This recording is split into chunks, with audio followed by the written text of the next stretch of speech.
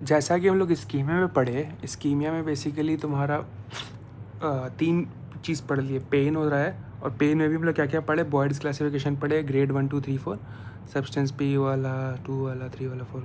फिर तुम पढ़े अपना non healing ulcer, patient local. फिर तुम्हारा पढ़े हम लोग थर्ड, यानी कि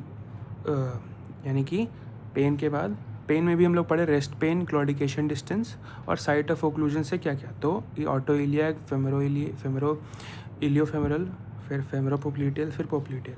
पोप्लीटो होगा तो इंस्टेप क्लॉडिकेशन। फिर नॉन हीलिंग अल्सर पढ़े, फिर हम लोग पढ़े गैंग्रीनस। अब हम लोग पढ़ेंगे bilateral gluteal claudication with impotence. Can occur in a young patient due to इंटिसाइडल थ्रोम्बस। एक्चुअली लेरिच सिंड्रोम बुढ़ों में होता है, बट कभी कभी क्या होता है ना, इसके कारण, गैंग्रीन के कारण, इस्कीमिया के कारण बायलैटरल ग्लूटल कॉर्टिकेशन होगा विद इम्पोर्टेंस। क्यों?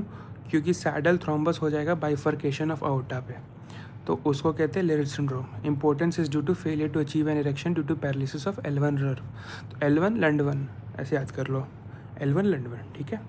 फिर ग्लूटियल कोलॉडिकेशन, दिक्कत क्या है, ग्लूटिकल कोलॉडिकेशन ऑर्थोपेडिक्स में भेज देते हैं स्पाइन सर्जरी में, क्योंकि ग्लूटियल कोलॉडिकेशन भी 2 तरीके हो सकता है। एक तो बायलैटरल ग्लूटियल कोलॉडिकेशन ड्यू टू ये, और ये वाला अस्कीमिया, और या फिर हो सकता है स्पाइनल सियाटिका के कारण ग्लूटियल क्लॉडिकेशन। तो जो सियाटिका क्लॉडिकेशन होता है, न्यूरोजेनिक क्लॉडिकेशन होता है, उसमें रेस्ट पे भी होता है, और उसमें स्पाइन मूवमेंट्स करोगे ना तो दिक्कत होगा। बट जो ये वाला है, ये वाला वर्क पे होता है, और इसका वो नहीं है। तो जो सियाटिका है वो वाला न्यूरोजेनिक क्लॉडिकेशन होता है, जो कि प्रेजेंट एट रेस्ट और एग्रेवेटेड मूवमेंट्स ऑफ स्पाइन पे होता है।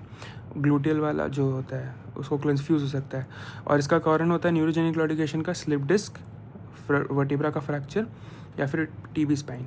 फिर हो सकता है काल्फ मसल क्लॉडिकेशन। तो एक बायलैटरल ग्लूटल क्लॉडिकेशन और काल्फ मसल क्लॉडिकेशन, ये वाला दोनों हो सकता है क्लॉडिकेशंस। वही है, पेन ही है, बस पेन का दूसरा नाम है। और हो सकता है कोल्डनेस, नंबनेस, पैरास्थेसिया यानी कि, और colour changes of the paraesthesia, colour changes, ये सब हो सकता है तीसरा। लास्टली पचमा। अब क्लिनिकल एग्जामिनेशन में क्या देखेंगे, इंस्पेक्शन में पेशेंट होल्ड करेगा काफ्स को या फिर डॉर्सम को। क्यों करता है? इससे वीनस टेसिस होता है या फिर रिफ्लेक्स वासोडाइलेशन होता है।